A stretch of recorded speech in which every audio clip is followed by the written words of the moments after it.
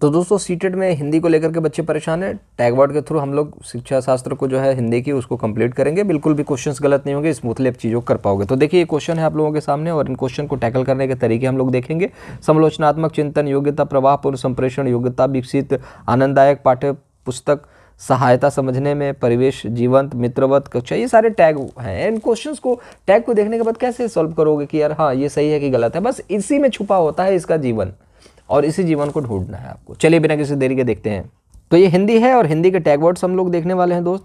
भाषा सकारात्मक, जहाँ पर भी पॉजिटिव की बात करें तो जहाँ पर भी भाषा प्रयोग के अवसर की बात करें पॉजिटिव होता है, विभिन्नता, विविधता, वैविध्य की बात करें पॉजिटिव होता है। जहाँ पर भी प्रिंट की बात करें, समृद्धि माहौल की बात करें, जैसे कक्षाओं में देखोगे आप प्राइमरी स्कूल में गए हो, अगर सरकारी में नहीं है तो प्राइवेट में चले जाना। प्राइवेट में जब जाओगे देखोगे दीवारें बिल्कुल छोटा भीम से एकदम रंगी हुई होंगी, डोरेमोन, पोकेमोन, पता नहीं कितने सारी चीज़ें होती हैं, सब वहाँ पर देखने को मिलेगा। पृथ्वी का फोटो कटिंग करके लगा होगा, फूल वगैरह बहुत सारी चीज़ें बनी रहती हैं। तो वो माहौल होता है ताकि बच्चों को सीखने को मिल जाए, बच्चे देख करके ही सीख जाएं। भाषा विविधता, संसाधन, भाषा को एक संसाधन के रूप में यूज़ करना है। बच्चों के संज्ञानात्मक विकास की बात करना है, सीखने में वृद्धि की बात करना है। आकलन, एक पोर्टफोलियो की बात करना है, ये सब पॉजिटिव हैं। पोर्टफोलियो ये आपको इंग्लिश में भी देखने को मिल सकते हैं, संस्कृत में भी देखने को मिल सकते हैं। पढ़ना, अर्थ समझ करके अर्थपूर्ण की बात की जा रही है।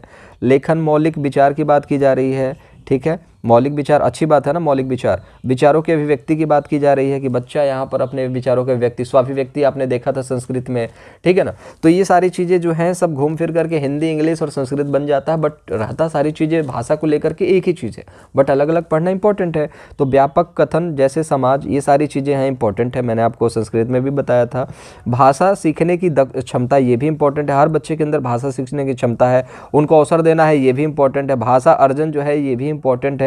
तो याद रखिएगा भाषा अर्जन बहुत इंपॉर्टेंट है। स्वाभाविक और सहज, ये जहाँ पर भी प्रश्न दिखते हैं ये सारे पॉजिटिव हैं। विद्यालय पूर्व, जैसे आपने देखा कि विद्यालय पूर्व, ये जितनी भी विद्यालय से पहले की उसकी सोच है, समझ है, सीख है, वो सारी चीज़ें पॉजिटिव होती हैं, इसको याद रखेंगे। भाषा प्रयासपूर्ण है, बिल्कुल सिंपल सी बात है, भाषा का जो लर्निंग है वो प्रयासपूर्ण है। विद्यालय जाने के बाद, ये भी इम्पॉर्टेंट है। विद्यालय से पहले, विद्यालय के बाद प्रोत्साहित करना, ये भी पॉजिटिव है। भाषा, मातृभाषा को स्वीकार करना, ये भी पॉजिटिव है। बाल साहित्य बहुत इंपॉर्टेंट है, बार बार पूछा जाता है। साहित्य हम लोग जो भी देखेंगे, पठन, पाठ्य पुस्तक, ये सारी चीज़ें को देखने के बाद, पुस्तकें वगैरह देखने के बाद हम लोग निगेटिव कर देते हैं, लेकिन बाल अगर लगा है ना तो वो पॉजिटिव करोगे, याद रखना, हर बार पूछा जाता है।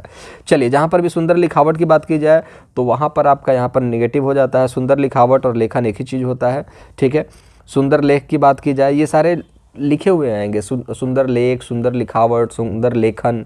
तो लेखन देख करके इंप्रेस नहीं हो जा रहा है कि लेखन लिखा है तो बहुत बढ़िया हिंदी लिख दिया है, अब यहाँ पर गुलजार जी खुश हो जाएंगे, ऐसा नहीं है, वो गलत हो जाएगा। कॉपी कौन चेक करे? गुलजार जी नहीं चेक करने वाले हैं, चेक करने वाला है कौन? System, technology.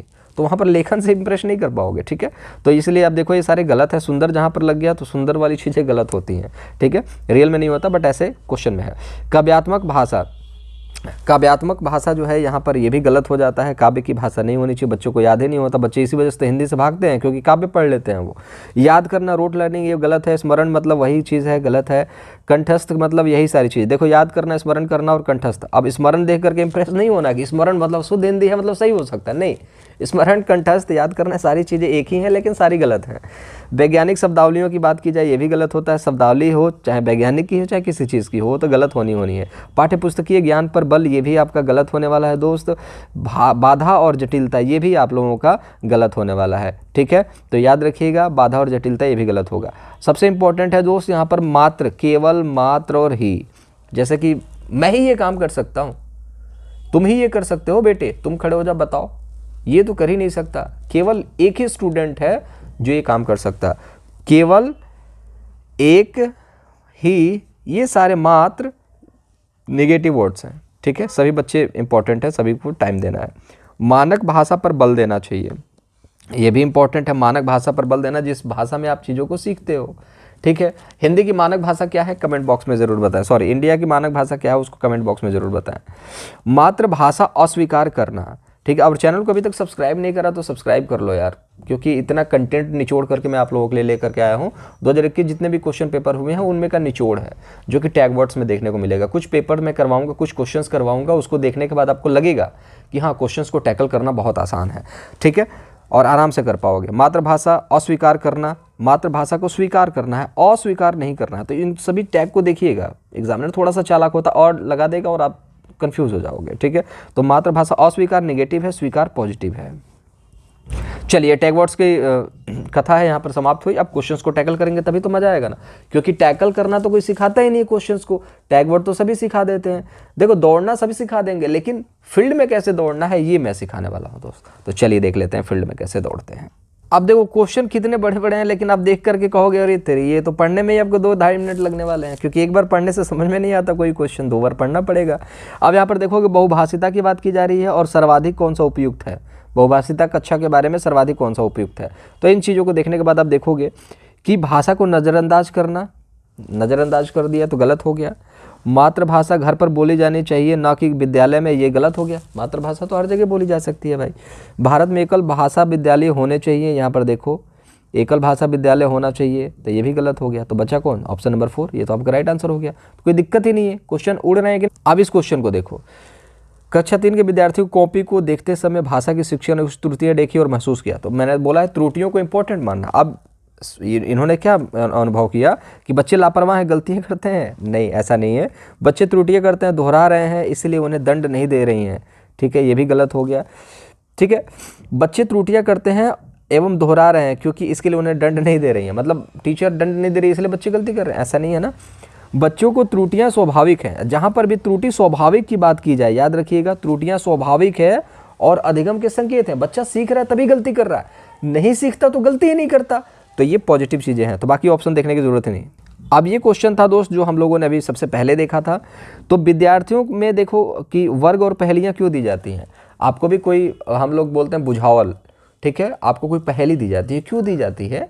क्योंकि उन पहेलियों के थ्रू आप अपना थिंकिंग लेवल को क्या करोगे, एक्सपैंड करोगे, सोचोगे क्या हो सकता है, क्या हो सकता है, क्या हो सकता है। जैसे पानी के बारे में चीज़ें बताई जाएंगी कि पानी में कोई पैसा गिर गया, कोई चीज़ गिर गई और ऊपर दिखाई दे रही है, क्या गिरा होगा। आप सोचोगे पानी जहाँ जहाँ आप गए हो वहाँ पानी का दृश्य आपके दिमाग में चलता रहेगा, बहुत सारी चीज़ें हैं। तो यहाँ पर समझना, जो समालोचनात्मक चिंतन योग्यता की बात की जा रही है, मतलब क्रिएटिव थिंकिंग, ये आपका पॉजिटिव हो जाएगा। और यहाँ पर आप देखोगे कि योग्यता विकसित करना, प्रवाहपूर्ण, ये गलत होता है। आनंददायक, मनोरंजन, ये सब गलत होता है। जीवंत परिवेश की बात, कक्षा कक्ष की बात, मूत्रवत बनाना है, मित्र वत्र नहीं बनाना है दोस्त, चलो गलत। अब आकलन से रिलेटेड प्रश्न पूछा जाता है, तो प्राथमिक स्तर पर आकलन में क्या सही है? प्रत्येक सत्र में अंत में करना चाहिए, तो ये गलत हो गया। आकलन राज्य आधारित प्रक्रिया होनी चाहिए, भी गलत हो गया। आकलन विद्यालय आधारित शिक्षण प्रक्रिया के समावेशित होना चाहिए, बिल्कुल सीखते सीखते बच्चों का आकलन करते रहो, ठीक है। वर्ष में एक बार आयोजित करना चाहिए, बिल्कुल गलत हो गया। तो याद रखेंगे इस चीज़ को। तो कुछ ये टैग वर्ड्स हैं दोस्त, इन टैग वर्ड्स को करने के बाद चीज़ें आसान है। ये बहुत सारे टैग वर्ड्स हैं, ठीक है। इन क्वेश्चंस को आप लोग करिएगा, नहीं अगर समझ में आता है तो क्वेश्चन पूछिएगा, ठीक है। उन क्वेश्चंस के ऑप्शन मैं आंसर दूंगा, कोई दिक्कत वाली बात नहीं है। मैं ऑप्शन जो कमेंट बॉक्स में जो भी पूछे जाते हैं उनके रिप्लाई मैं करता हूँ, कोई दिक्कत वाली बात नहीं है। तो ये कुछ टैग वर्ड्स हैं हिंदी के, बहुत छोटा वीडियो है इसलिए क्योंकि इतने में ही काम चल जाएगा, इसमें ज़्यादा कुछ करने की जरूरत नहीं। हिंदी पढ़ा लिखा हर बच्चा होता है तो चीज़ों को समझ जाता है। इंग्लिश में थोड़ा सा टाइम लगा, संस्कृत में टाइम लगा, लेकिन इसमें बहुत दिक्कत नहीं हुई। बाकी बस रिक्वेस्ट ये है कि निचोड़ है, बहुत टाइम लगता है, मेहनत लगती है चीज़ों के लिए। तो बस ये गुरुदक्षिणा के रूप में चैनल को सब्सक्राइब जरूर कर लीजिएगा, इच्छा आपकी है बाकी।